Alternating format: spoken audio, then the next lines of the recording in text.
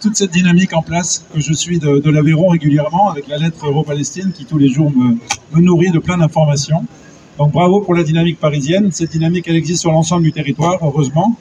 Mais malheureusement, elle n'est pas du tout relayée par les médias, comme vous le savez. Tout à l'heure, on parlait d'otages. Vous avez vu ce qui s'est passé sur France Info il y a quelques jours, où parce que le bandeau otage, libération d'otages palestiniens avait été mis en place, le journaliste a été mis de côté. Et les plaintes excuses ont été présentées sous pression de Caroline Yadan auprès de la directrice principale. Donc nous avons vraiment... La phrase exacte, c'est un bandeau avec marqué 200 otages palestiniens ont été libérés. C'était la phrase en question qui a valu délibérer à... Donc clairement aujourd'hui, si nous sommes malheureux de ce qui se passe, parce que lorsque nous j'étais à Gaza il y a pile un an, j'ai franchi Rafah avec des collègues de Jordanie et des États-Unis il y a pile un an. C'était déjà sous un contrôle israélien extrêmement présent, masqué, mais le Mossad était très présent. Donc aujourd'hui Rafah semble être libéré des forces armées israéliennes, mais franchement, faut que les Israéliens quittent Rafah, quittent Gaza, quittent la Cisjordanie. Ce pays n'est pas à prendre. La Palestine ne leur appartient pas.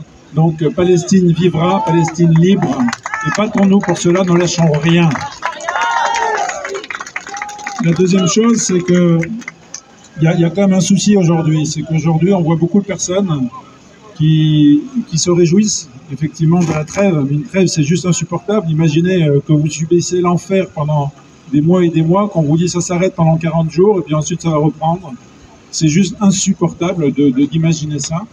Et donc les conditions de cet accord, qui sont quand même aujourd'hui très malmenées par un hors-la-loi qui aujourd'hui préside les États-Unis. Donc la loi n'est plus respectée et donc on ne peut pas y arriver, on vit dans une jungle si la loi n'est pas respectée. Donc il est extrêmement important qu'on se batte tous pour que le cadre international, le droit humanitaire soit respecté. Et pour cela, on a besoin d'une mobilisation de chacun et de ne pas lâcher là-dessus. Il y a un autre danger, moi, que je vois comme soignant, c'est le danger de l'humanitaire. C'est-à-dire qu'après avoir bombardé pendant des semaines, des mois, on vient d'apporter du pain, de l'eau, des médicaments, des sourires, en devenant sauveurs. C'est pas ça dont ils ont besoin. Rima Hassan disait il y a quelques semaines à Toulouse, nous voulons pas de votre pain, nous voulons nos droits. Nous voulons simplement que le droit soit appliqué. Arrêtez d'être les sauveurs après avoir été les bourreaux. Stop. Et je termine sur un autre stop, c'est stop impunité. Stop impunité. C'est pas possible que ça continue comme ça. Soyons vigilants tous pour empêcher tous les discours qui puissent aider, faciliter ou encourager apartheid, colonisation ou intention génocidaire et génocide. Pointons-les. Donc on a créé une association qui est aujourd'hui disponible, s'appelle stop-impunity.org. Venez nous rejoindre. Dès que vous entendez des discours qui vont dans ce sens-là, s'il vous plaît, publiez-les. Il est très important de faire savoir aux auteurs de ces propos qu'ils sont responsables de ces propos et qu'ils auront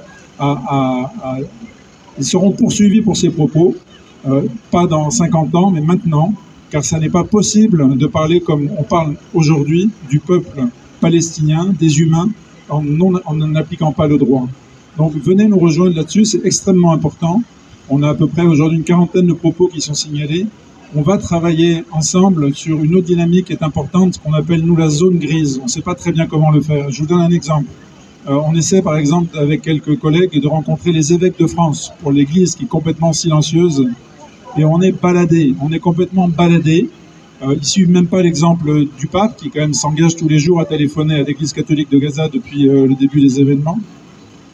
On est baladé. Donc cette zone grise, c'est-à-dire des gens qui finalement ne font pas le nécessaire, qui par leur silence sont totalement complices de ce qui se passe, entraînent ce qui se passe aujourd'hui. Et ça, on le voit dans tous les milieux. Moi, je le vois dans mon hôpital. Il y a 150 médecins, il y en a 3 qui réagissent.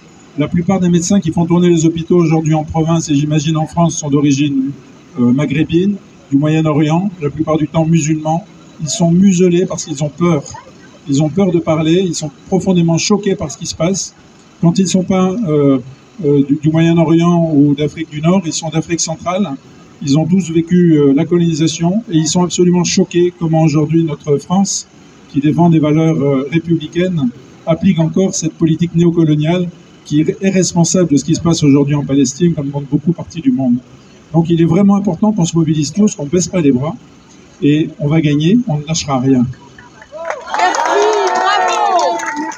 تحيا تحيا فلسطين تحيا تحيا فلسطين تحيا تحيا فلسطين free free Palestine free